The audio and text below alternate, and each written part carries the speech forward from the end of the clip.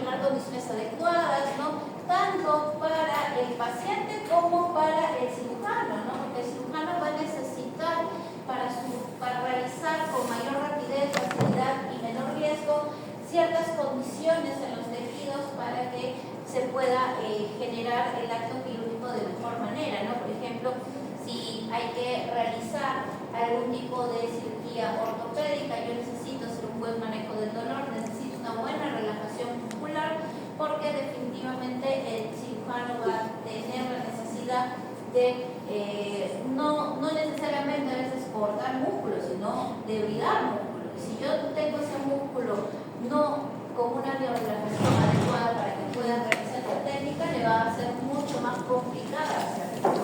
Y quizás va a tomar mucho más tiempo y hasta incluso puede generar una secuela mayor en esa musculatura por la presión, ¿ya?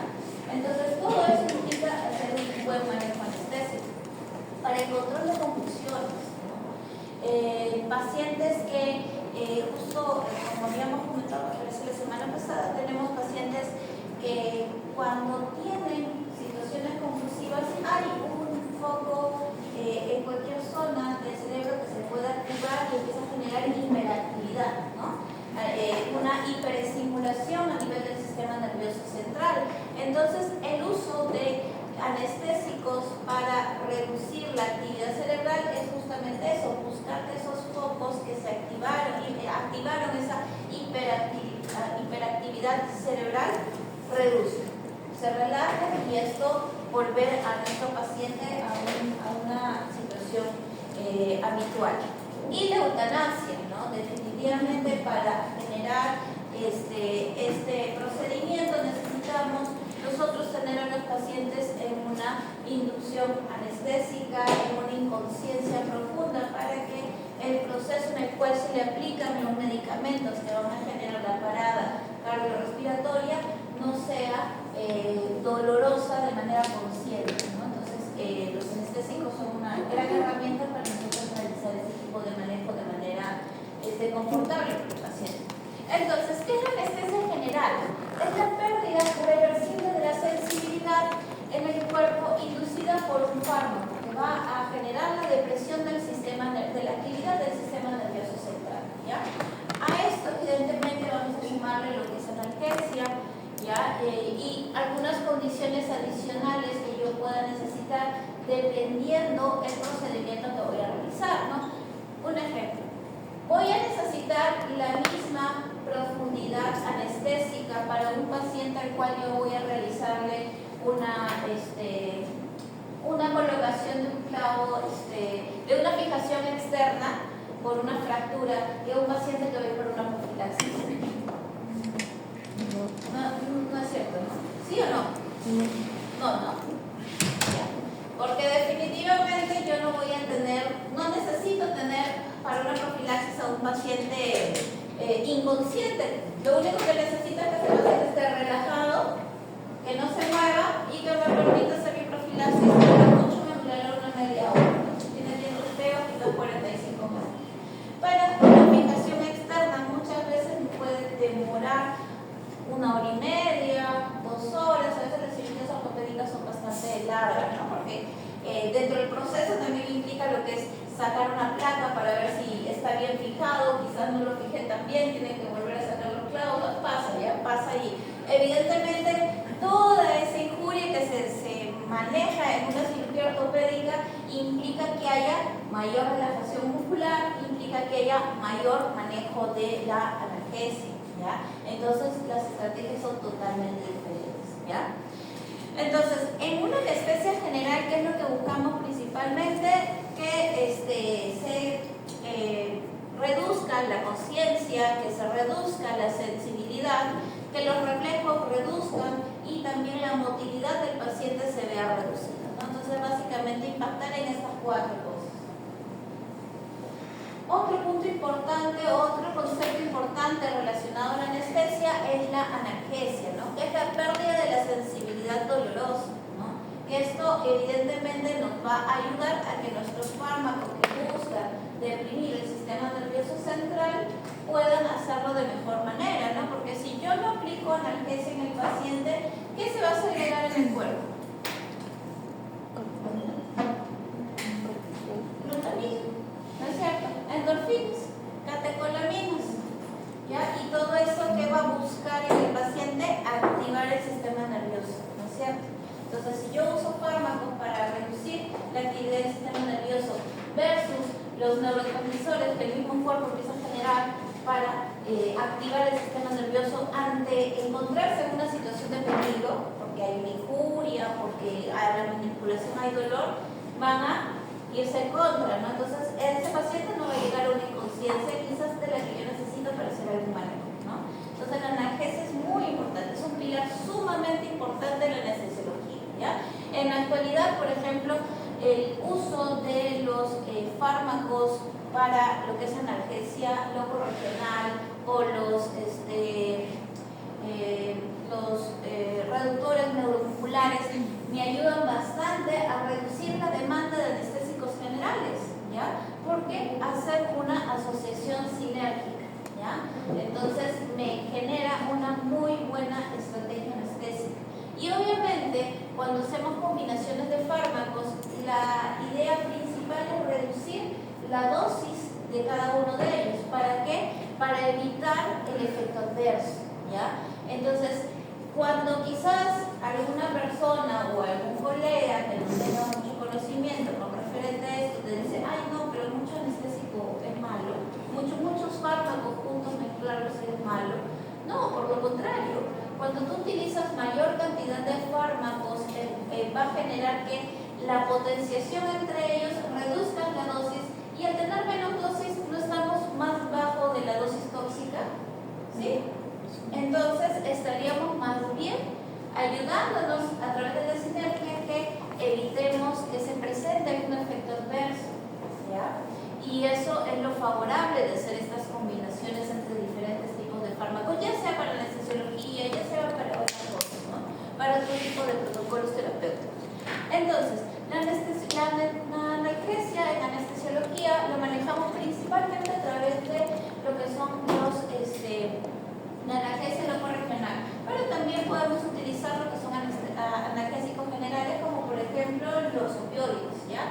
Y que también incluso para evitar los efectos adversos de utilizar un opioide en una alta dosis podemos hacer combinaciones analgésicas, por ejemplo un FLK, que es fentanilo, lidocaína, ketamina, podemos utilizar también infusiones que no tengan que ver con opioides, por ejemplo, infusión de ketamina sola, infusión de dexmedetomidina sola. Entonces existen diferentes alternativas para potenciar más incluso la analgesia, ¿no? En el caso de, volviendo, ¿no?, al ejemplo de la cirugía ortopédica, definitivamente es necesario, aparte de cualquier bloqueo que vaya a realizar, hacer lo que es una infusión analgésica, ¿ya? Para mejorar el grado de analgesia y de esta manera no necesitar profundizar tanto a mi paciente, ¿no? La idea es esta justamente, ¿no? El tener una buena base analgésica es no tener la necesidad de llevarlo a un plano tan profundo a mi paciente. Porque ¿qué pasa si yo llevo a mi paciente a un plano muy, muy profundo? ¿Qué podría pasar con ese paciente?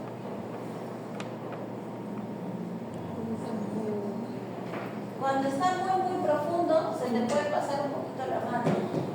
Aparte, si hablamos de un procedimiento largo, quiere decir que vamos a tener mayor complicaciones fisiológicas, hipotermia, el mismo hecho de que esté mucho tiempo expuesto a fármacos, mayor posibilidad de hipotensión, ¿ya? Y obviamente la hipotensión también me va a cambiar a que pueda haber hipoxia, porque no va a haber una buena distribución del oxígeno en el cuerpo, ¿ya? 3 puntos importantísimos que pueden llegar a generar el colapso de ese paciente, puede morir. Entonces, nos es conveniente que el paciente en realidad ahora ya no esté tan profundo. ¿Y cómo realizamos eso? Generando un buen manejo analgésico, ¿ya? Entonces, otro concepto que es la hipnosis. La hipnosis es el sueño artificial, ¿ya? Es cuando llevamos a un paciente a la inconsciencia de manera inducida por los fármacos, ¿no? Entonces, todos los fármacos que utilizamos en la anestesiología generan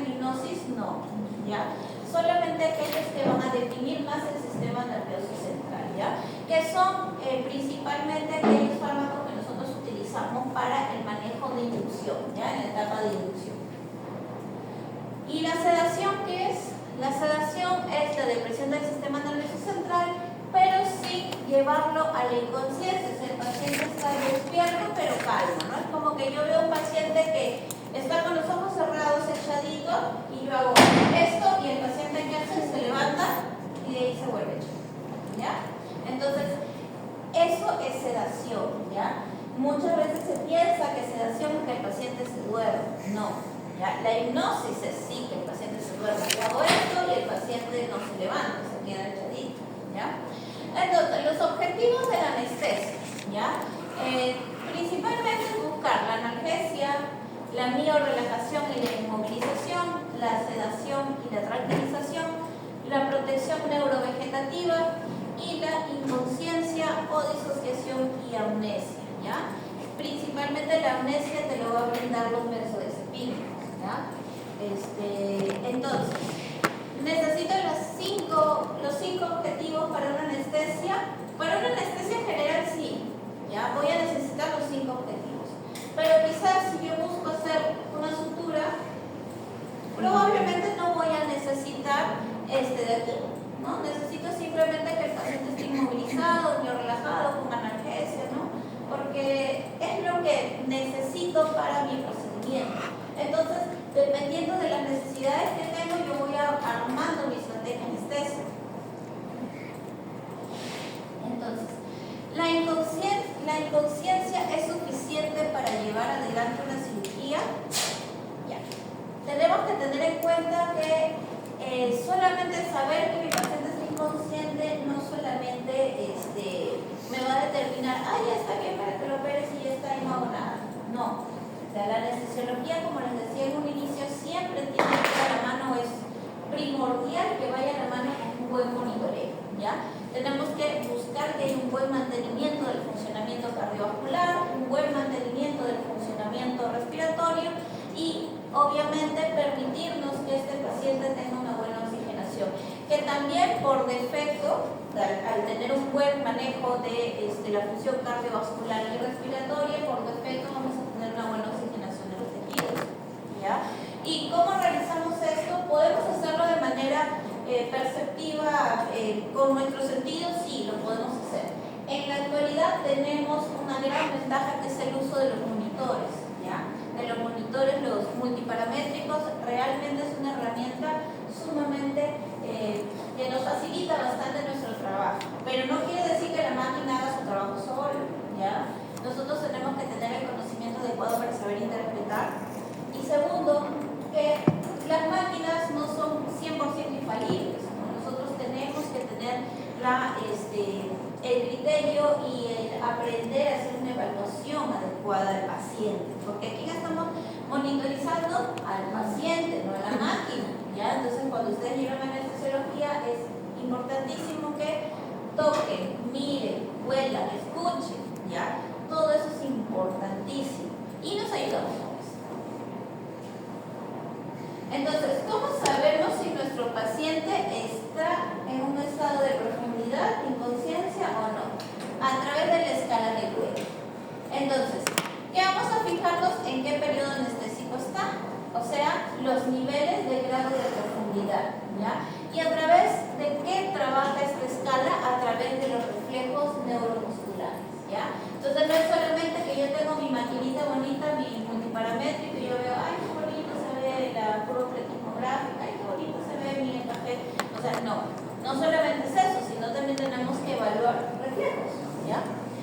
Entonces, tenemos las siguientes fases. Vamos a ver que un paciente, por ejemplo, tenemos 3 fases, ¿ya? 4 fases, perdón. El estadio 1, que viene a ser el paciente cuando recién lo estás manipulando, poniendo los primeros fármacos, ¿ya? Que es ahora vamos a determinar cada uno de los estados, ya que vendría a ser el estadio de inducción, ¿ya? En el cual el paciente, vamos a observar lo que va a tener una respiración intercostal y diafragmática normal, ¿ya? Va a estar normal. El parpadeo va a ser un poco irregular, ¿por qué? Porque el paciente todavía está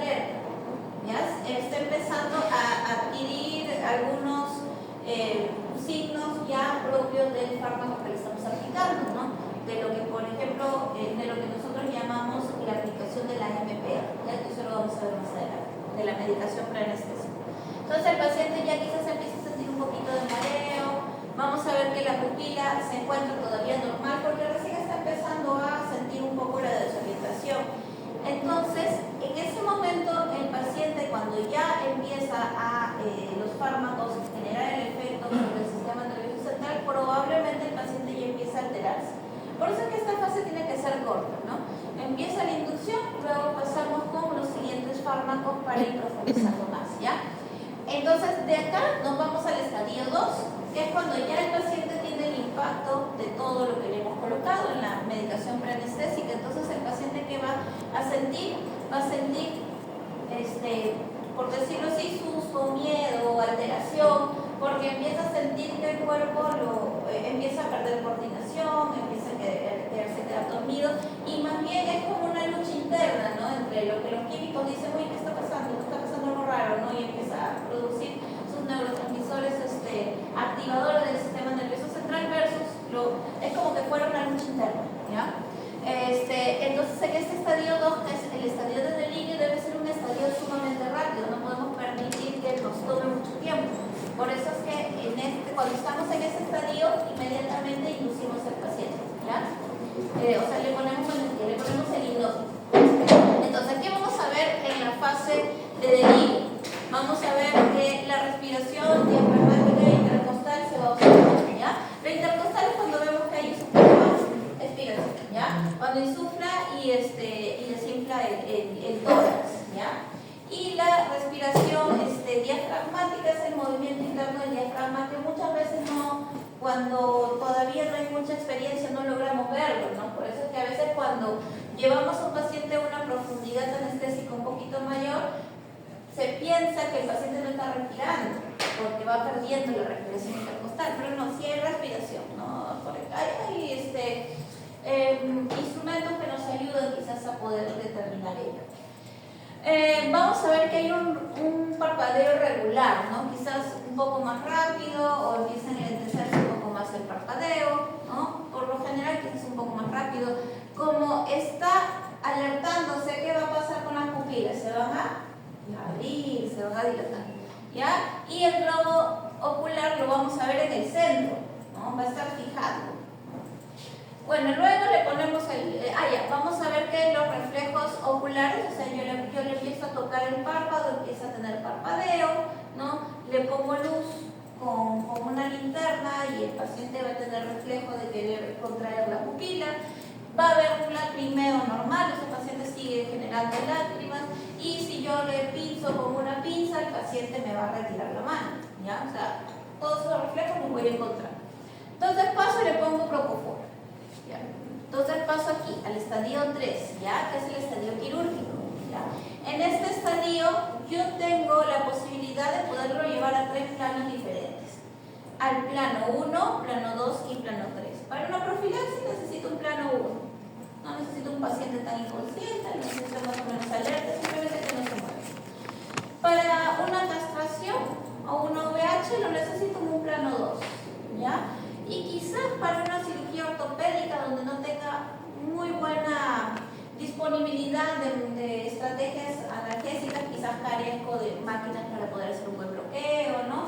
O no tengo muchos fármacos para hacer una buena infusión, me puedo ir a un plano profundo, ¿ya?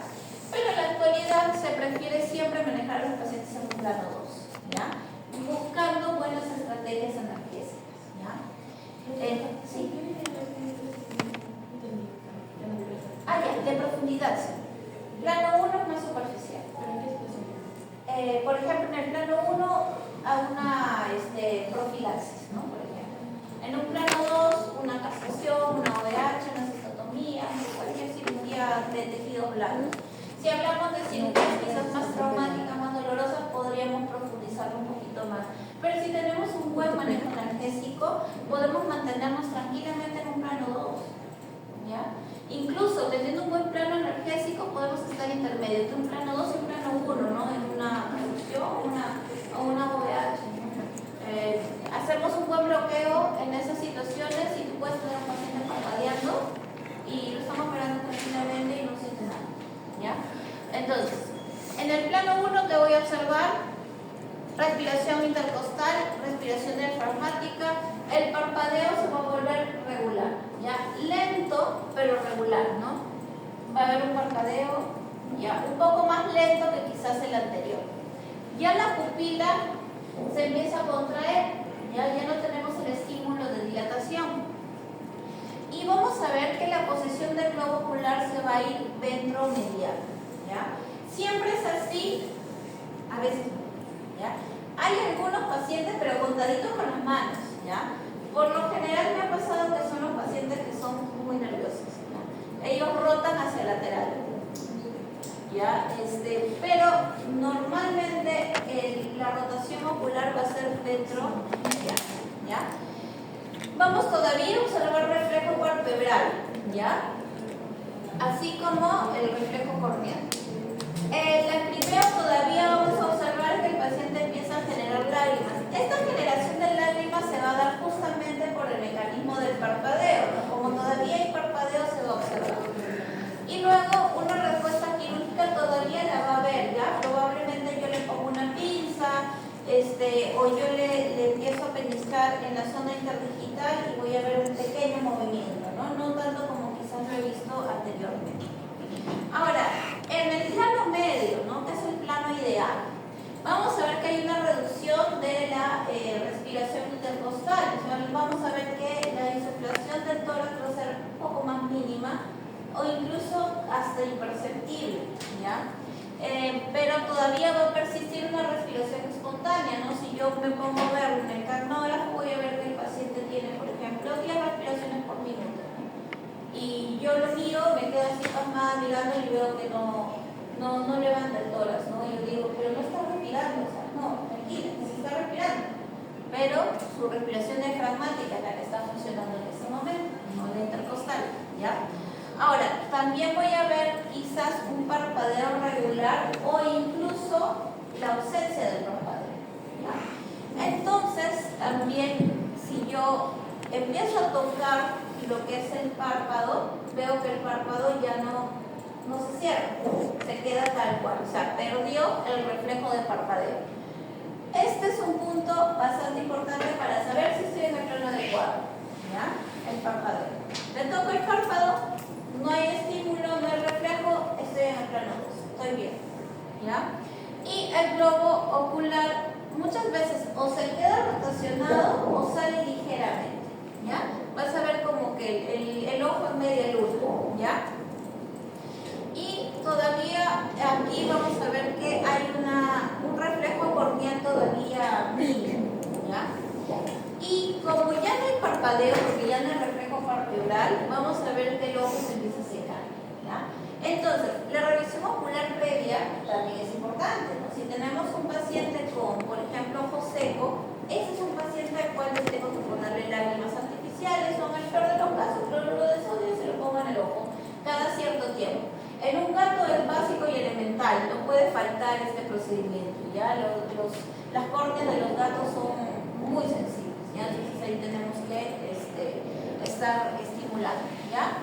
Y va a haber una respuesta, un estímulo quirúrgico, sí, pero leve. Si yo hago un buen manejo analgésico, se pierde, ¿ya? Cuando tenemos un plano profundo, ya vamos a ver que totalmente perdió el reflejo intercostal, la respiración intercostal. Pero la diafragmática puede estar, como dependiendo de los fármacos que yo voy a utilizar, podría entrar en apnea. Todavía no me asusto, porque puedo ventilarlo de manera asistida o en el mejor de los casos si tengo un respirador artificial sería excelente.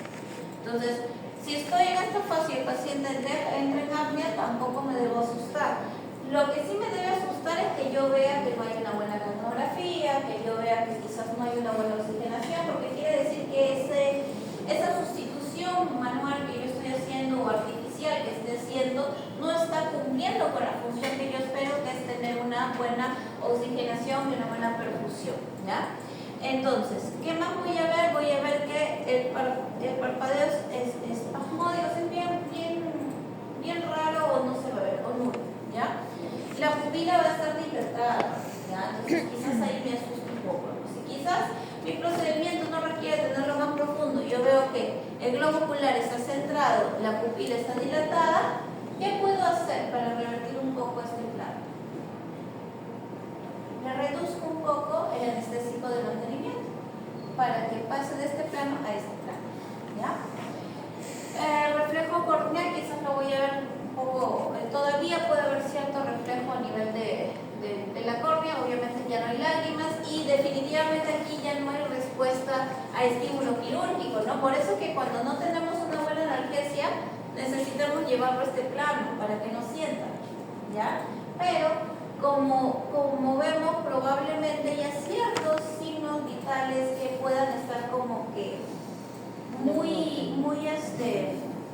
en riesgo de generar un colapso, ¿no? Por eso es que con la analgesia muy bien hecha ya podemos evitar irnos muchas veces al plano profundo, ¿ya? Y cuando nos pasamos del plano profundo ya estamos llevando a nuestro paciente muy cercano a San Pedro, ¿no? Porque ya ese paciente tiene apnea, ya ese paciente no parpadea, prácticamente no se le ve el iris, o sea, la pupila está totalmente abierta, ¿no? Si ustedes han visto algún paciente que se haya eutanasiado, quizás alguna mascotita de ustedes que haya fallecido, y haya tenido la curiosidad de verle el globo ocular, prácticamente no se ve el iris, ¿no? Ya, así tal cual se van a ver los pupilas en un estadio 4, ¿ya? Que es un estadio de parálisis vulvar. Ya, evidentemente el globo ocular lo vamos a ver centrado también y evidentemente acá vamos a tener un paciente con una hipotensión severa, vamos a tener un paciente con una bradicardia severa, o sea que se nos está yendo, ¿no? ¿Ya? Y bueno, si lo tenemos anestesiado, por ahí podemos sacarlo de este plano, ¿ya? Esa es la ventaja de un RCCP con un paciente anestesiado, tienes todo listo solamente para hacer tus manejos y poner fármacos, ¿ya? Pero evidentemente llevarlo a este plano implica que ese paciente tenga secuelas después, ¿no? En el mejor de los casos lo revivimos, pues el paciente ya le vamos a tener una morbilidad espantosa, de repente lo revivimos y no despierta de la anestesia después, se descompensa y se muere quirúrgicamente, o sea, puede pasar, ¿ya? Por eso es muy importante siempre mirar en qué nivel y qué profundidad anestésica estamos yendo, ¿no? Porque imagínate que yo no monitorice nada, agarro, lo pongo y me siento acostado, ¿no? Probablemente mi paciente empiece a profundizarse y pueda fallecer en el proceso, ¿ya? Claro, en una muerte natural el paciente primero entra en un estado de colapso y empieza a ver bradicardia, empieza a ver apnea, o sea, empieza a ver todo ese tipo de signos. Dependiendo también de la enfermedad que tenga, porque hay muertes súbitas que definitivamente nos saltamos el siguiente paso. Entonces, ¿cuáles son las cuatro etapas de la anestesia general? La inducción, ¿ya? Luego la excitación o delirio, la anestesia quirúrgica, que como les había dicho, se divide en 3 planos, y la parálisis vulvar, ¿no? Que es el plano en el cual el paciente está más allá de la. Entonces, periodo 1 es la fase de la inducción, ¿ya? Entonces, inicia con la aplicación de la MPA, que es la MPA, la medicación preanestésica, ¿ya? ¿Qué es lo que colocamos normalmente en una medicación preanestésica? Tranquilizantes, por ahí quizás algunos biorelajantes, analgésicos, y si quizás el paciente es de difícil manejo, una contención química a través de un disociativo también se puede utilizar en esta fase, ¿ya? Entonces, cruza de la etapa, es necesario, como les decía, cruzar de esta etapa lo más rápido y tranquilo posible para evitar que el paciente entre en estrés, ¿ya? ¿Qué es lo que probablemente vamos a observar en este paciente? Que hay una desorientación, hay un jadeo, una excitación inicial, ¿no? O sea, el paciente está normal, pero empieza a sentirse un poco raro, ¿ya? La presión arterial, frecuencia cardíaca y respiratorias todavía se va a encontrar dentro de lo normal, tono muscular, dilatación de la pupila normal y todavía va a mantener movimientos voluntarios, porque el paciente todavía persiste consciente. O sea, esta todavía es una fase de paciente consciente. Luego que tenemos la fase de delirio o excitación, ¿ya? Que es la pérdida de control consciente del centro cerebral superior. Entonces el paciente aquí, ahora, antes de continuar con esto, entre este periodo y este periodo es rápido, ¿ya? Estos periodos no toman mucho tiempo. Entonces, voy a ver que el paciente empieza a entrar en delirio, excitación, puede empezar a tener ciertos movimientos involuntarios, ¿ya? Incoordinación, ataxia, vocalización, respiración irregular, midriasis, nistagmo, incluso caída del animal. El animalito empieza a perder estabilidad, puede haber taquicardia, laringoespasmos principalmente en gatos. Va a haber una liberación de catecolaminas, ¿no? Principalmente de la adrenalina. Entonces, vamos a tener un paciente que no quiere dormirse, ¿no? Sino más bien el cuerpo lo está alertando porque dice, está pasando algo malo, no, despiértate, ¿no? Entonces, esta fase no puede tomar mucho tiempo, tiene que ser sumamente rápido. O sea, de lo que estamos aquí y pasamos acá, inmediatamente tenemos que pasar acá, ¿ya? Entonces, aquí colocamos la MPA. Cuando vemos el efecto que se genera en el paciente, lo inducimos, ¿ya? ¿Por qué? Porque el paciente entra en estrés y eso va a obstruir nuestra estrategia anestésica, ¿ya? Nos va a tomar más tiempo que ese paciente quizás entre en un plano anestésico. Y lo peor que podría pasar es que yo piense que, entonces necesita más dosis. Le pongo más dosis. Pero no es que necesita más dosis, porque todas las moléculas están flotando, no tienen que hacer receptor agarrarse. Entonces, cuando el paciente se relaja y toma un tiempo más de lo normal, se liberan esos receptores y se posan los que estaban ahí esperando. Entonces, si yo le meto más, va a haber más, va a sensibilizar más receptores y lo voy a deprimir mucho. Quizás algo que no necesitaba en ese momento, ¿ya? Por eso es que, como no son los tiempos, hay que hacer las cosas de manera adecuada para evitar justamente estos errores, ¿ya? Y es por eso que si quizás alguno de ustedes ha practicado en alguna veterinaria, siempre los pacientes que son muy ansiosos están como que súper excitados y al rato los vas a ver muy profundos. Es por eso. ¿Ya? Entonces, la idea es generarle el menos estrés posible a estos pacientes que son estresados para que poder nosotros ver que el manejo anestésico no implique quizás una profundidad que no deseamos en ese momento. Entonces, pasamos a la anestesia quirúrgica. Este es el estado ideal para poder hacer un procedimiento quirúrgico, ¿ya? Porque tenemos al paciente inconsciente, ya hemos manejado la analgesia de la MPA, no vamos a ver qué reflejos medulares, va a haber una depresión del sistema nervioso central a nivel del encéfalo, desde el encéfalo hasta la médula espinal, va a haber una relajación muscular, ya no va a haber un movimiento coordinado definitivamente ni un movimiento voluntario ni involuntario. ¿Ya? Y bueno, se divide en tres, porque acá está incluido lo del bulbo, en tres planos de profundidad anestésica. Entonces, cuando hablamos del plano 1, estamos hablando de un plano superficial, ¿ya? Donde va a haber una reducción del tono muscular, pero aún no hay una respuesta a estímulos dolorosos intensos, ¿ya? Aún puede, responder a estímulos dolorosos intensos, ¿ya? Una frecuencia cardíaca, frecuencia respiratoria y presión arterial elevada a normal, ¿ya? Podemos tenerla quizás normalizada, o sea, como cuando empezó, o quizás ligeramente más elevada, ¿ya? A veces se puede evidenciar eso, ¿ya? Un ejemplo, ¿no? El paciente, antes que yo lo anestesie, está con una frecuencia cardíaca de 90 latidos por minuto. Y en la fase quirúrgica superficial yo lo puedo tener quizás en 100, que todavía es casi imperceptible la diferencia, o lo puedo tener quizás en 110 o 120, entonces todavía el aumento no es tan grosero, ¿no? Entonces estamos ya en este plano. En fase de delirio probablemente ese paciente que entró en 90 lo vamos a tener en 140 o 150. Pero ya cuando entra el plano superficial lo podemos tener 120, 110, mejor de los casos 90, a veces ya reduce un poquito. Reflejos reprimidos, pero presente el palpebral, o sea, vamos a ver que el paciente todavía parpadea, yo le toco el párpado y retrae el párpado. El globo ocular puede estar fijo o también incluso haber nistagmo, ¿ya? Si hay nistagmo, todavía estamos saliendo recién del delirio, ¿ya? En el delirio sí puedes ver nistagmo, ¿ya? Y sobre todo si utilizamos disociativos, ya los disociativos estimulan más al nistagmo. Y bueno, una miosis, ya ante el estímulo luminoso, ¿no? va a aperturar la pupila. Entonces, por ejemplo, aquí tenemos estos pacientes, aquí, ¿ya? ¿Ves? Este es el reflejo vertebral, lo toco y empieza a... Y el globo aquí ocular está centrado, ¿ya? Aquí también tenemos reflejo vertebral, ¿no? Un poco menor, pero lo tenemos, ¿ya? Estos son pacientes que estoy despertando, así que aprovecho de tomarles un video.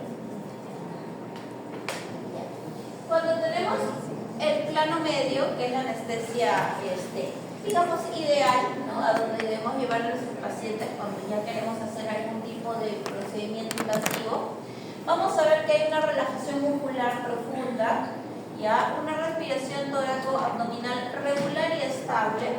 Va a haber ausencia del reflejo vertebral, ¿no? Como les digo, este punto aquí es de bastante ayuda, ¿ya? Nosotros vamos a saber que estamos en este plano principalmente por este detalle, ¿ya? El globo ocular va a estar rotacionado o semi-rotacionado, ¿ya? Y bueno, la miosis va a ser pobre o nula de la respuesta luminosa, ¿no? O sea, yo le voy a poner la linterna y quizás no va a haber mucha retracción de la pupila, ¿no? Entonces, como vemos aquí al paciente le toco el párpado y ves, ¿dónde está el globo ocular? No hay globo ocular.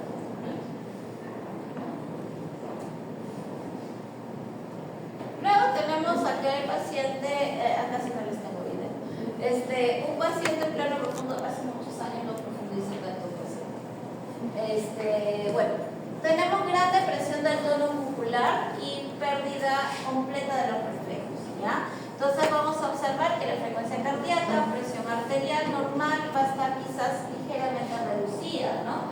Y probablemente vamos a encontrar que hay mucosas pálidas, ¿no? Porque cuando hay hipotensión ya va a haber una dilatación vascular y esta dilatación vascular va a generar que la presión reduzca, ¿ya? Y evidentemente el cuerpo, que va a ser como mecanismo de compensación, va a cerrar todo lo que está distal, ¿no?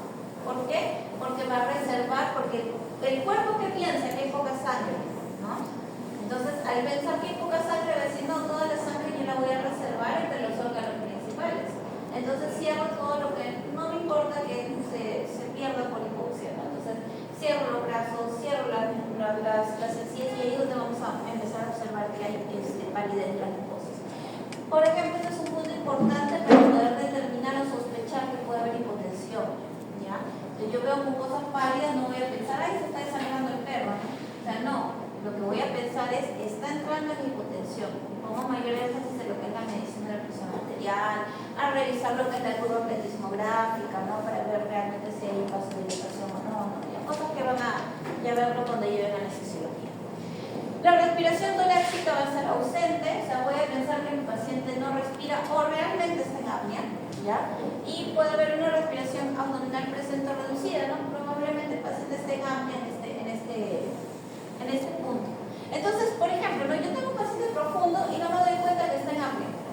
No lo asisto. ¿Qué va a pasar? Se va a descompensar, ¿no? Entonces, por eso es importante nosotros observar cada detalle, ¿no? ¿Qué pasa si mi paciente no respira?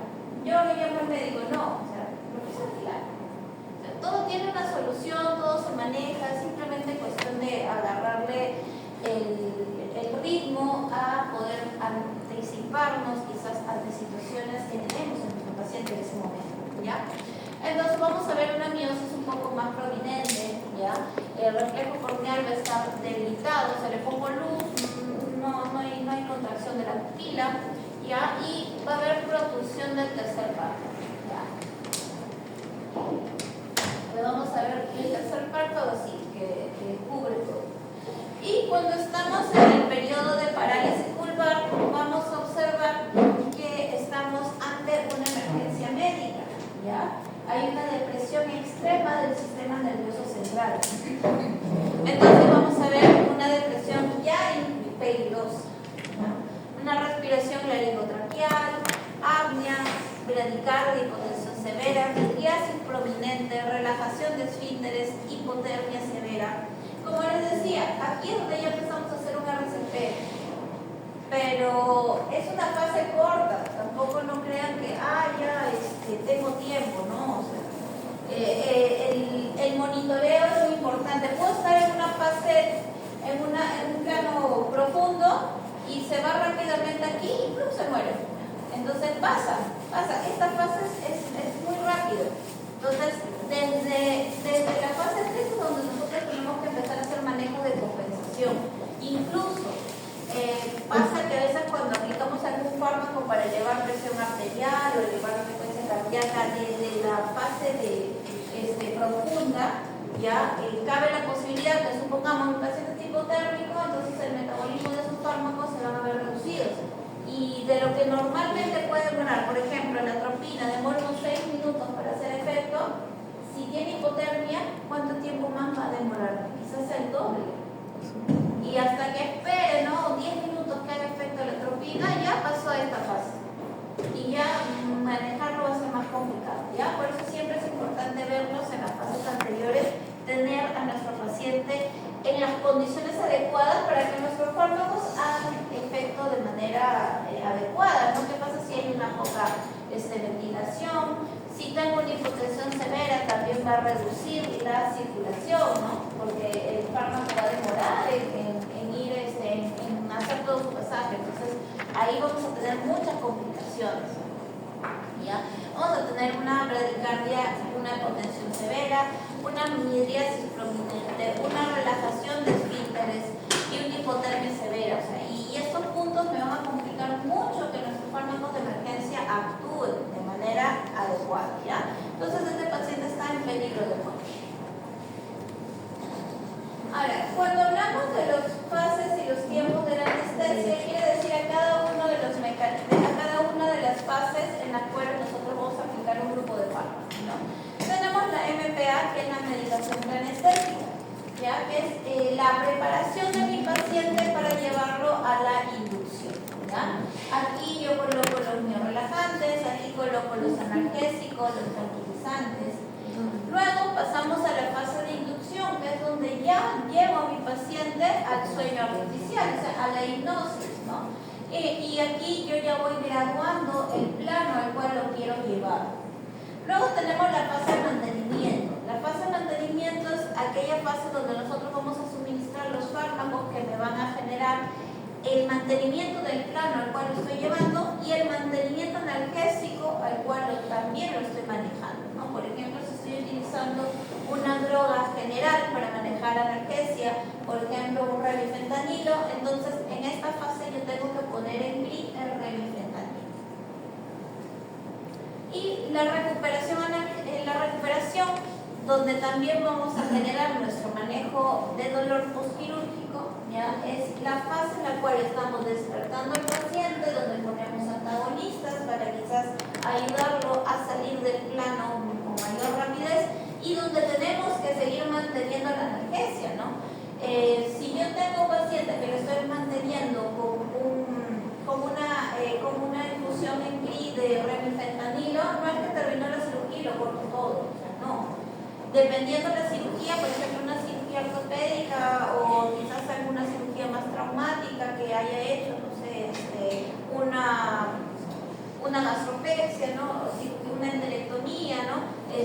Donde implica un dolor elevado, puedo seguir manteniendo esa infusión en el postquirúrgico, en la recuperación. Porque ¿qué pasa cuando el paciente no es consciente que tiene dolor? ¿Se va a cuidar? No, pues va a parar al toque, va a comer al toque, porque no le duele nada.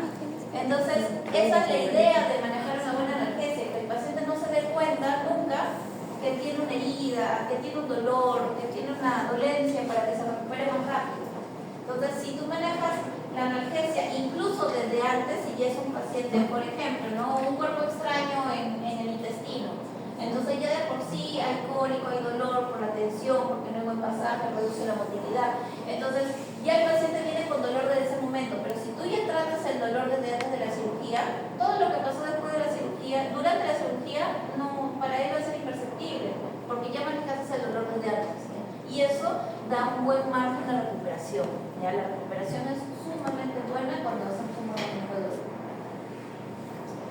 Bueno, ahora vamos a hablar de cada fase en específico. Tenemos lo que es la medicación preanestésica, también conocida como la MPA. ¿ya? La utilizamos, como les decía, para hacer manejo de preparación del paciente antes de la inducción. Algunos pacientes incluso necesitan de una contención química, ¿no? Por ejemplo, yo tengo un dogo argentino de 45 kilos, ¿no? Y que es nervioso. Imagínate, ¿cómo lo voy a agarrar para ponerle la vía? Me va a llevar como un caballo.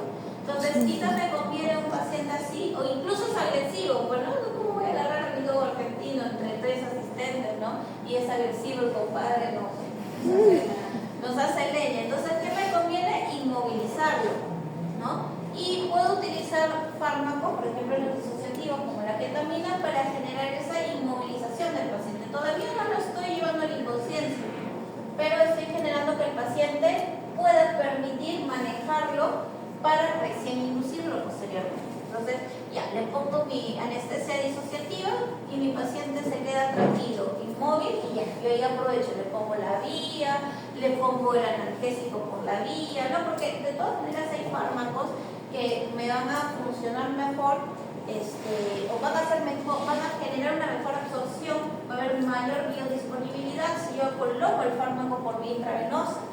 Entonces yo tengo que buscar qué es lo que me conviene ahorita, ponerle intramuscular, para de ahí ponerle la vía y ponérselo por la vía, ¿ya? Entonces ahí vamos a sedar, cateterizar, manejo más fácil, va a haber reducción de la ansiedad y el estrés, ¿no? Porque ¿qué pasa si este dogo argentino, ya, yo intento ponerle la vía, digo, ya, entre los tres somos, ya, y quizás lo logran, ya después de media hora, 40 minutos de pelear con el perro, ponerle bozal, tratar de contenerlo y todo, logran ponerle la vía. Pero ¿cómo crees que está ese sistema nervioso del cerebro? Todavía no le puedo nada. Uy, está súper hiperexcitado. Entonces yo agarro, vengo con mi MPA y se lo pongo en la vena. Por más que haya buena disponibilidad, ¿ustedes creen que ese paciente se va a relajar? Al menos como yo espero, no, me va a tomar más tiempo. Y mientras espero más tiempo, ¿qué también va a pasar? Se va a ir aclarando el fármaco. Entonces estamos empezando mal por ahí, ¿no?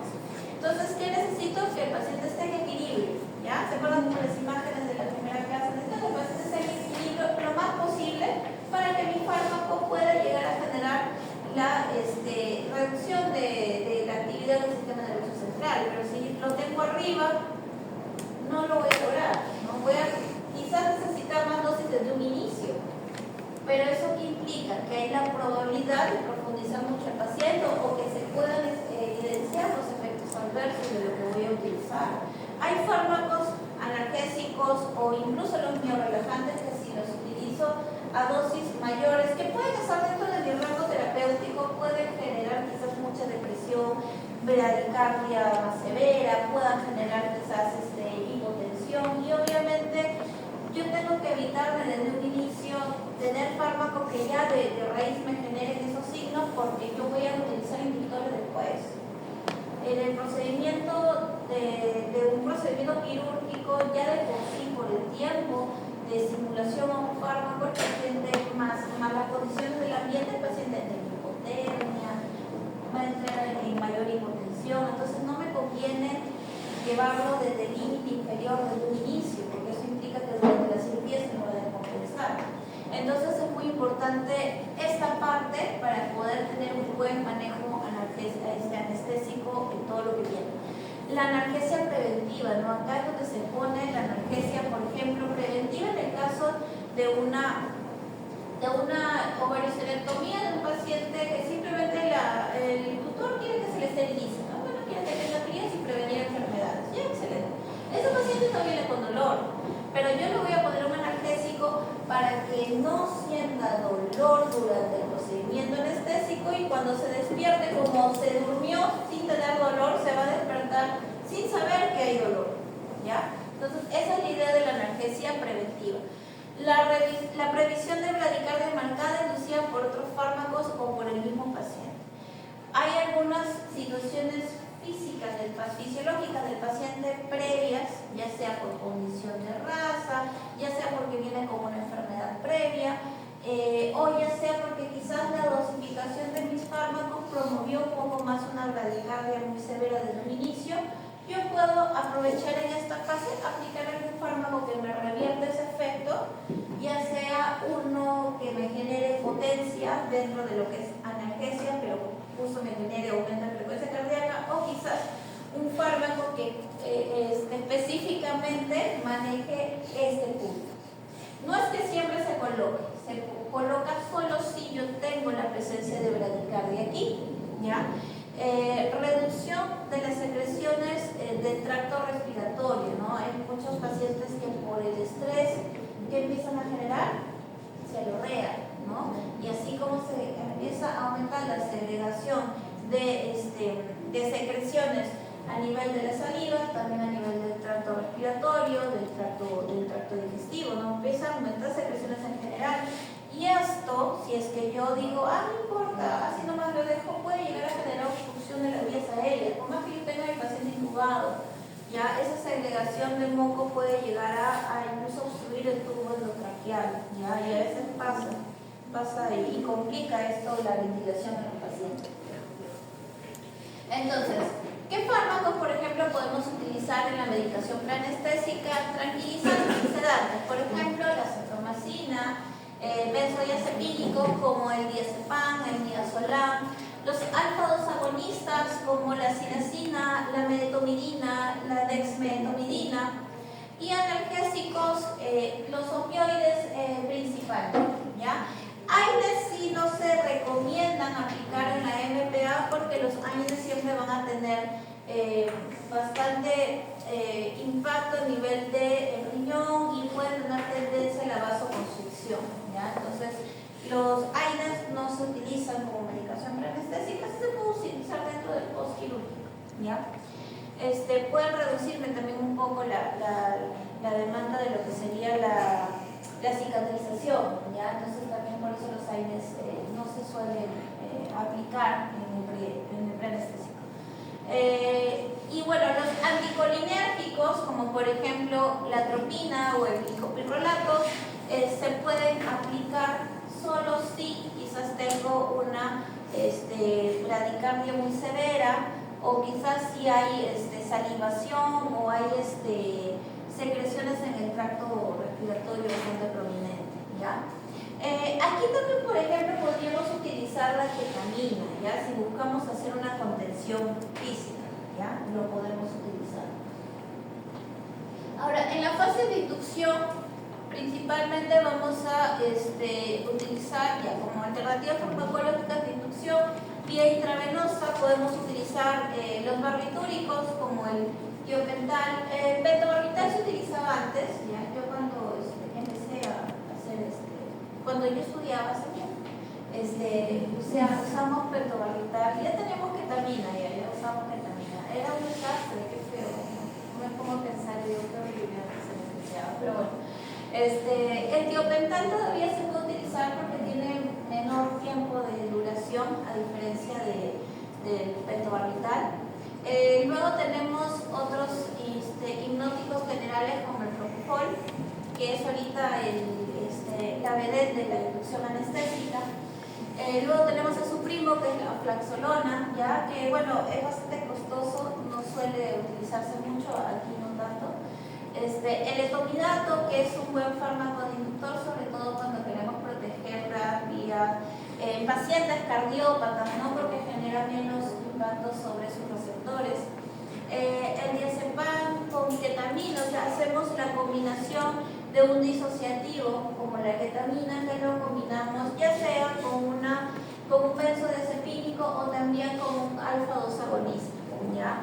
Y bueno, los que vienen combinados como la tiletamina y el solazepam, que también es una ciclohexamina, o sea, igual que la ketamina, y el solazepam es un benzodiazepínico, ¿no? Por ejemplo, en este caso,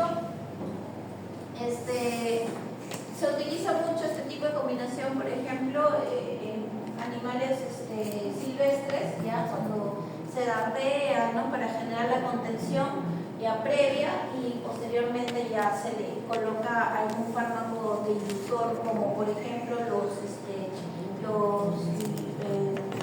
los halogenados, ¿no? La anestesia inhalatoria, con eso se mantiene bien. Pero empiezas primero con una inducción de contención, ¿ya? En sí, todos estos fármacos me van a generar un tiempo corto de duración. El que es ultra corto es el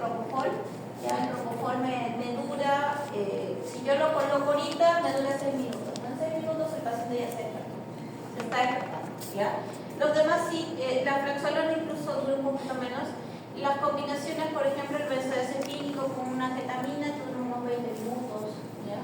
El diopental te dura una media hora, ¿ya? Pero el etomidalco también dura unos 10-15 minutos. Entonces, en sí son bastante cortos, ¿ya? Por eso es que muchos de ellos se necesita lo que es un mantenimiento, ¿ya? Para poder tenerlos. Ya. Y una vez que están inducidos, es ahí donde yo puedo recién hacer una intubación endotraqueal. Salvo en estos dos casos, ¿ya? La ketamina y la tietamina no me van a generar una relajación del epiglotis, ¿ya? Para lo que sería la relajación, ¿no? de la parte respiratoria no se va a dar con estos dos. Ahí sí quizás podría asociarlo con un alfa-2 agonista, ¿ya? O inducir un poco más con una mascarilla, con un halogenado, ¿ya? Para recién tener la relajación adecuada y poder intubar. Ya, cuando tú usas, por ejemplo, solo una benzodiazepina con ketamina o un solo cepam con una ketamina, todavía no te permite relajar la parte de las vías aéreas para intubar, o sea, te lo va a querer expulsar. En cambio, con nosotros, si tú le colocas un tubo endotraqueal y el paciente no te va a querer expulsar el tubo. Ahora, cuando hablamos de mantenimiento, ¿ya? Estamos hablando, como les decía, el hecho de tener a nuestro paciente en el plano anestésico, al cual hemos llevado la inducción, y a eso asociarle lo que es el mantenimiento de la analgesia, ¿ya? Entonces, tenemos tres tipos de mantenimiento: el mantenimiento en TIVA, el mantenimiento inhalatoria y el mantenimiento en PIVA, que PIVA es la asociación de la TIVA y la inhalatoria. La TIVA es totalmente intravenosa, ¿ya? Es la que aplicamos a través de la vena, ¿ya? ¿Qué podemos aplicar en una TIVA? Podemos aplicar los hipnóticos en mantenimiento, por ejemplo, el propofol, que es lo que más se utiliza actualmente, la ketamina, que era lo que se utilizaba antes, y realmente les digo que los efectos de la recuperación post una infusión de ketamina con inductor es horrible, ¿ya? La hiperestesia que se da es realmente fea, ¿ya? Entonces, por eso lo puse de otro color. O sea, es algo que en la actualidad ya no se maneja. Si se maneja una activa de ketamina, es en una subdosis para generar el efecto analgésico, ya no como mantenimiento de plano anestésico de inductor. ¿Ya? Bueno, el tiopental y el pentobarbital que se utilizaban antes, el tiopental todavía se utiliza eso, pero ya no tanto. El pentobarbital que sí se utilizaba antes, ¿ya? Como les decía, cuando le ves que todavía usamos pentobarbital, y obviamente hay mayor riesgo de hipotensión y de bradicardia en estos pacientes, ¿no? En pacientes convulsivos se puede utilizar, ¿ya? A una dosis obviamente adecuada para que el paciente pueda llegar a reducir la hiperactividad del sistema nervioso central. También podemos utilizarlo o asociarlo, como les decía, ¿no? Los inductores con lo que son los analgésicos, ¿no? Tenemos fentanilo, remifentanilo, morfina, la dexmedetomidina, que aparte de generarme miorelajación, también está aportando lo que es tranquilización y analgesia, o sea, es bastante completo, ¿ya? Acá podemos utilizar también lo que son las combinaciones, ¿no? De infusión, una FLK, fentanilo, lidocaína, ketamina, un MLK, morfina, lidocaína, ketamina, ¿ya? También se pueden utilizar en lo que sería un mantenimiento de PIVA, ¿ya? Luego, cuando hablamos de inhalatoria, hablamos del mantenimiento con isoflorano, sevoflorano, principalmente, que es lo que más utilizamos en veterinaria. También se utiliza el alotano, el euflorano, pero digamos que nosotros no lo utilizamos mucho, ¿no? El alotano ya en mayores ya se utiliza tanto, pero ahora casi la mayoría utiliza lo que es el isoflorano. Ya. Y la TIVA, como les decía, es la combinación de ambos. Entonces, cuando tenemos los agentes inhalados, estamos hablando del euflorano, alotano, isoflorano y sevoflorano, ¿no? Su mecanismo de acción con exactitud no se conoce ya como tal, pero se sabe que tiene una directa relación con los receptores GABA. ¿Ya? Entonces esto va a ayudar a que aumente el ingreso del cloro a la neurona y esto genere la hiperpolarización, lo cual va a implicar que el paciente empiece a reducir la actividad del sistema nervioso central.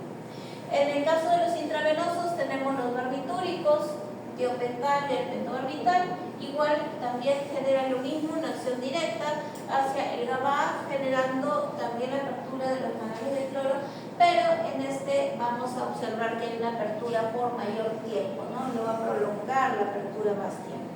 En el caso de las benzodiazepinas, como el midazolam, el clorazepam, el diazepam, va a tener también acción directa sobre el GABA, va a haber una apertura del cloro, pero en este caso es la frecuencia, ¿ya? Que se abre, se cierra, entra otro receptor, se vuelve a abrir y así, ¿ya? Los opioides, fentanilo, morfina, remifentanilo, son agonistas de los receptores de opioides, ¿no? Receptores MU, ¿ya? En el sistema nervioso central. Y bueno, los disociativos como la ketamina o la quiletamina, vamos a ver que son antagonistas de los receptores NMDA. Ahora, vamos a hablar de los anestésicos generales, pero de los inyectables, ¿ya? Primero vamos a hablar de los barbitúricos, ¿ya? Partiendo de la activa, digamos, nació con los barbitúricos, ¿ya? Sabemos que hay un efecto inhibitorio sobre los receptores GABA, ¿ya? En lo cual vamos a observar que va a haber una apertura de los canales de cloro, la hiperpolarización de la membrana, lo cual va a potenciar la acción de los receptores GABA. Pero, como les dije la semana pasada, me va a potenciar el efecto del GABA, pero si GABA no está sensibilizando al receptor, va a funcionar igual, ¿ya? Igual me va a aperturar el canal, ¿ya? Como vemos aquí, ¿no? Va a haber un ingreso de sodio también, ¿ya? Ahora, con referente a los barbitúricos, ¿ya?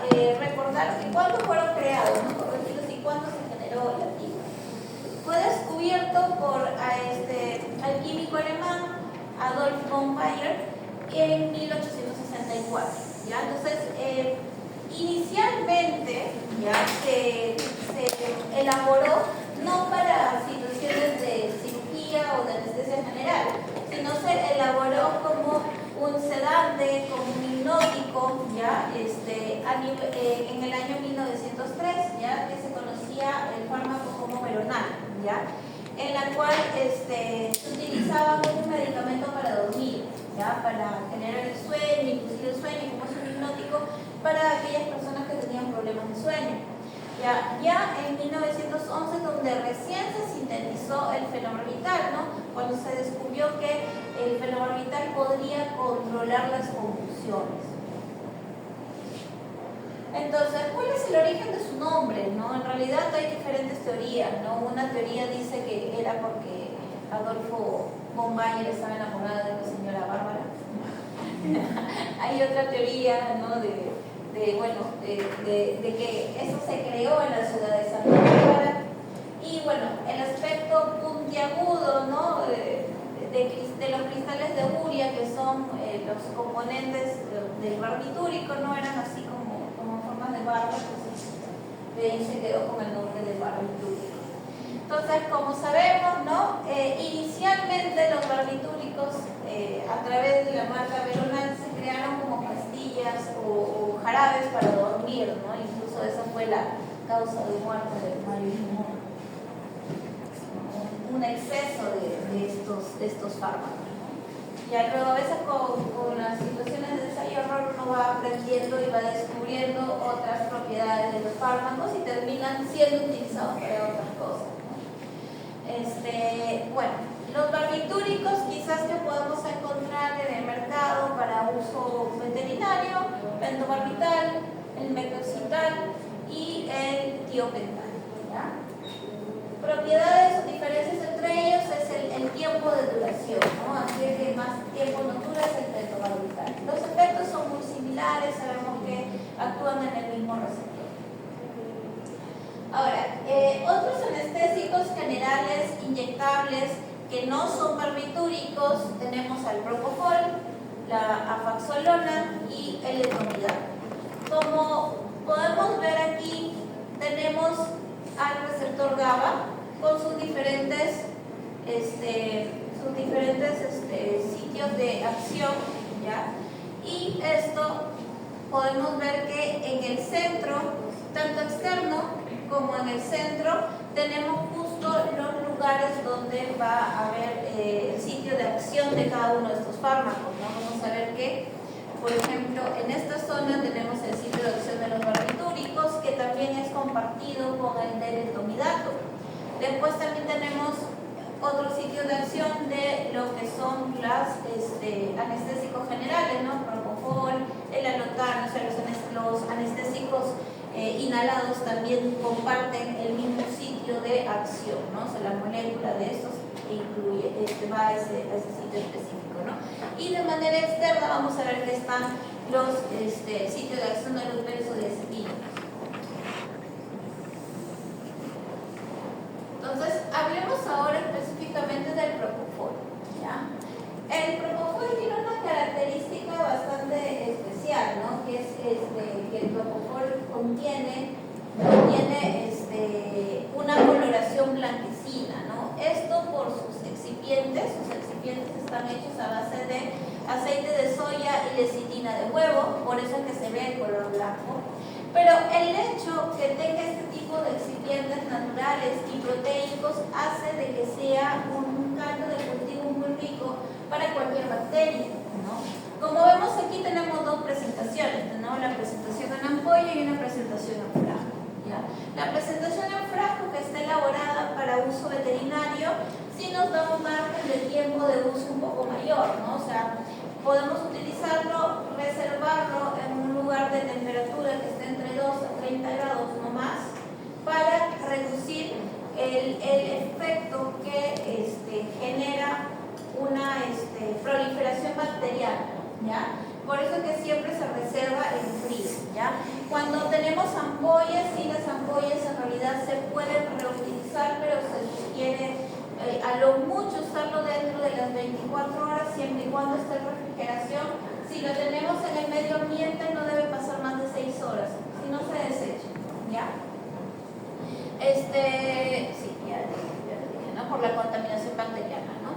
Y bueno, también tiene como otro de los principios el alcohol bencílico, ¿no? Que es el que le va a generar a lo que son las ampollas, a los que son los frascos como tal, un mayor tiempo de duración.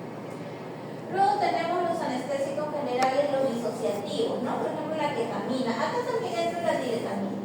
Entonces, ¿qué es lo que va a generar? Esto lo que va a generar es la disociación. ¿Y qué es la disociación? Es un quiebre o es una separación entre el cuerpo y la mente, ¿ya? Todo lo que es el sistema límbico, que va a implicar la transmisión de estímulos y la recepción de estímulos, se va a desconectar del tálamo neocortex, o sea, va a haber una inhibición de esta zona, ¿ya? Entonces es como que yo voy a desconectar ambos. Entonces el paciente va a persistir en la conciencia, sí, pero no le va a llegar ninguna información. Entonces para el paciente no pasa nada en su entorno, porque no está llegando la información. Y esto, mediante qué receptor se genera, mediante el bloqueo del receptor NMDA, ¿ya? ¿Qué es lo que hace la ketamina o la tiletamina? Va a tomar parte de la molécula, va a reemplazar a la molécula de calcio. ¿Se acuerdan? Que en el receptor NMDA tenemos una molécula de calcio aquí, una molécula, perdón, de mercurio aquí, de magnesio, que va a evitar que el calcio ingrese, ¿no es cierto? ¿Sí? Entonces, cuando empieza a cambiar la polaridad de la membrana, esa molécula de magnesio se va y le permite al calcio ingresar, ¿no es cierto? Ya. Ahora, ¿qué sucede? Cuando está libre este canal y yo le pongo ketamina a mi paciente, ¿qué va a suceder? La ketamina va a tomar posesión de la zona donde estaba el magnesio y va a hacer lo mismo que hacía el magnesio. va a evitar que el calcio ingrese, ¿ya? Entonces ya no hay estímulo doloroso, reduce, y cualquier estímulo de sensibilidad va a reducir, ¿no? Tanto dolor como de sensaciones sensoriales y de movimiento. Entonces, ¿cómo vamos a observar a un paciente disociado? El paciente disociado va a tener un estado mental peculiar, ¿ya? O sea, el paciente va a parecer dormido, pero no está dormido. Tú vas a hacer así y no se va a mover. Y tú vas a decir, está inconsciente. No, o sea, está consciente, pero no le llega la información, entonces es como que está en modo lag. ¿Ya? Entonces es como que están desconectados del ambiente, ¿no? Es como cuando te quedas mirando un punto nulo y te pierdes del entorno y ya estás disociado, Entonces, yo me imagino que eso le pasa mucho a las personas que tienen TDAH. O sea, cuando hacen hiperfoco se disocian del entorno. Entonces, ¿cómo vamos a ver a los pacientes? Lo vamos a ver así. Mirada fija, en un punto, pupilas dilatadas. Entonces, cuando yo combino, por ejemplo, propofol con ketamina, y la ketamina la pongo después del propofol, olvídense. Ahí sí olvídense de los reflejos de la pupila, del globo ocular, no, porque el disociativo te centra el globo ocular y te dilata la pupila, ¿ya? Si yo pongo el propofol después de la ketamina, sí voy a poder orientarme en la escala de Weber para ver los reflejos de rotación del globo ocular, de la dilatación o la contracción pupilar, ¿ya? Entonces, eso tengan en cuenta. Cuando el propofol lo pongo después de la ketamina, sí lo voy a ver. Pero si yo pongo ketamina después del propofol, no. Porque la ketamina lo que me va a generar es centrar el ojo y dilatar la pupila. Y lo voy a ver así. Como que el paciente ido, ¿no? Como si estuviera cumbiando. Ya. Entonces, ¿qué más? ¿Qué más tenemos que saber del área? Entonces, la anestesia disociativa es muy similar a hablar que el paciente está en un estado catalético. Va a tener los ojos abiertos, la mirada fija, en algunos casos va a tener un nistagmo leve. Es más, el nistagmo lo vamos a observar en la recuperación, ¿ya?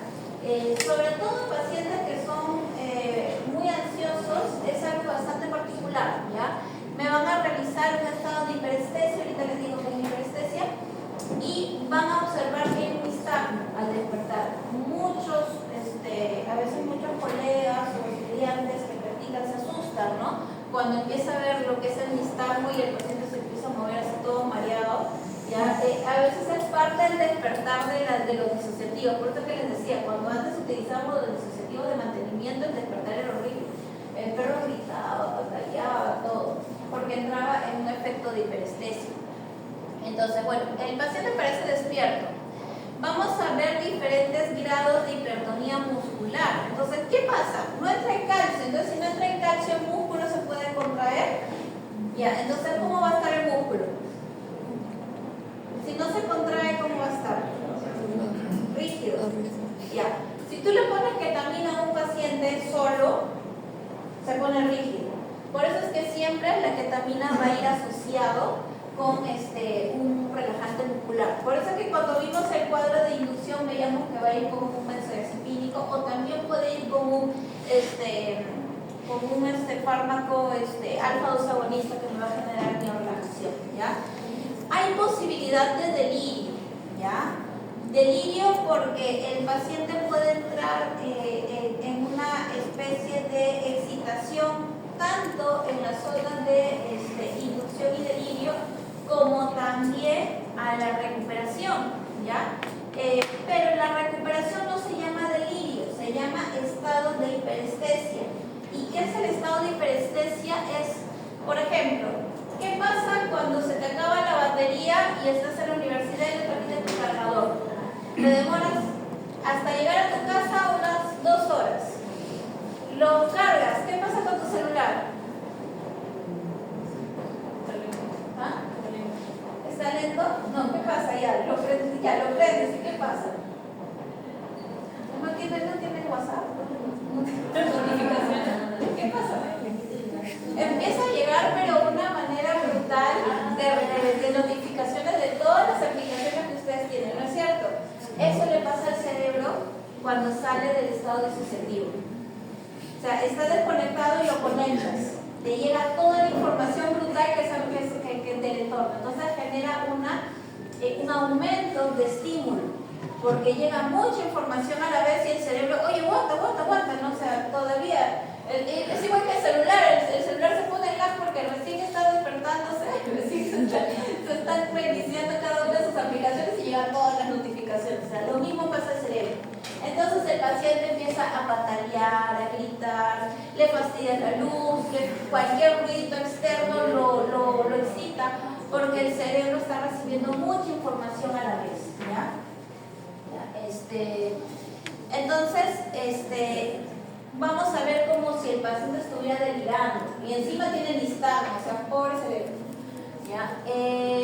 Sabemos que los disociativos se pueden aplicar vía intramuscular y vía intravenosa. Para lo que es vía intramuscular, nos conviene mucho en el caso de querer buscar una contención, es una gran ventaja, lo podemos mezclar con todo, hasta con el diazepam lo podemos mezclar, ¿ya? Y tiene una absorción de un 93%, entonces es bastante favorable. La biodisponibilidad bioral es baja, por eso es que no se utiliza por esa vía, ¿ya? Se usan inducciones anestésicas, efectos secundarios de excitación, los mioclonos, ¿no? Porque vamos a observar un paciente rígido, quizás no le ponemos la cantidad de miorelaján adecuado y vamos a tener un paciente medio rígido con algunos movimientos así como si tuviera distemper. Incremento de la actividad motora y la hiperestesia, por eso siempre para reducir esa hipertonicidad vamos a combinarlos con una benzodiazepina o con un alfa-2 adrenérgico. Y bueno, pueden ayudarnos a potenciar a los receptores Mu en la parte de analgesia, por eso es que se utilizan, por ejemplo, combinaciones de dolor, ¿no? El FLK, ¿no? Fentanilo es un opioide, tenemos la ketamina y la lidocaína. Entonces, la ketamina me va a ayudar a potenciar el efecto del opioide, pero en una subdosis, ¿ya? Entonces, al yo utilizarlo en una subdosis, vamos a lo que ya les he explicado anteriormente. Si yo utilizo una dosis mínima o menos dosis de algo, ¿qué voy a evitar?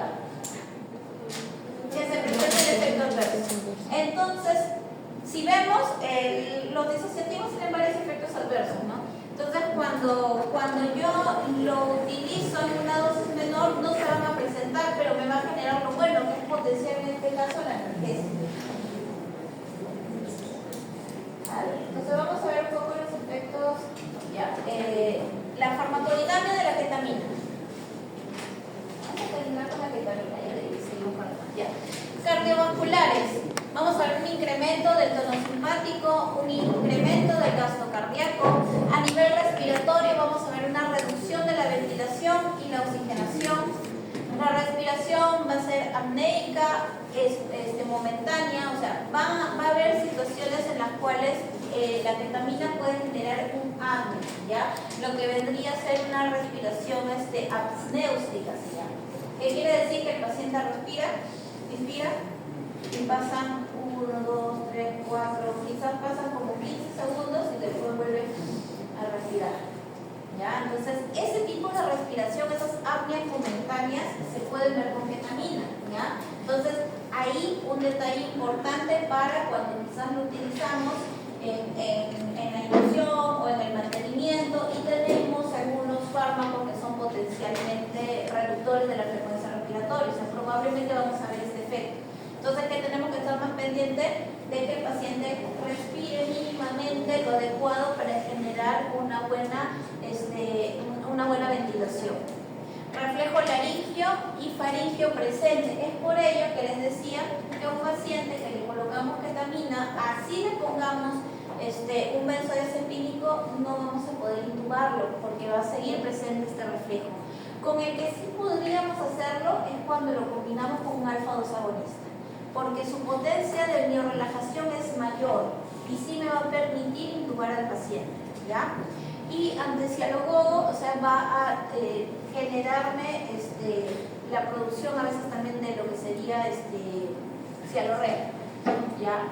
Analgesia va a prevenir el dolor espinal, necesita analgésicos adicionales, ¿ya? Para reducir un poco la analgesia. O sea, la ketamina, si bien me va a potenciar los receptores Mu, no me va a generar una analgesia por sí solo, ¿ya? Me va a generar una potenciación, o sea, no es analgésico, siempre voy a necesitar combinación con analgésico. Combinaciones que se pueden utilizar, por ejemplo, la ketamina con una benzodiazepina, con un opioide, con un alfa-2 agonista, siempre tiene que estar combinado con uno de estos dos, o benzodiazepina o alfa-2 agonista. Y también adicionalmente lo podemos combinar con un opioide, ¿ya? Incluso podemos combinar la ketamina con los tres y reducimos dosis entre ellos, ¿ya? Y bueno, también la ketamina ya viene en combinaciones elaboradas, ¿no? Por ejemplo, la ketamina con la silacina, ¿ya? Y tenemos lo que es la ketamina, la diletamina con el solazepam, ¿ya?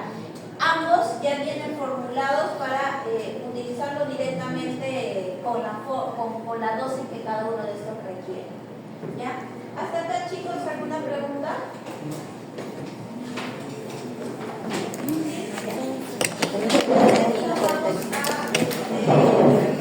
¿Quieren llegar hasta acá a ver sus apellidos? A ver, voy a mirar ¿así, no? ¿Claro? Creí que me estabas diciendo son. Cerda. Son. Cerda de queso. ¿Papa? De la Cruz, Inga.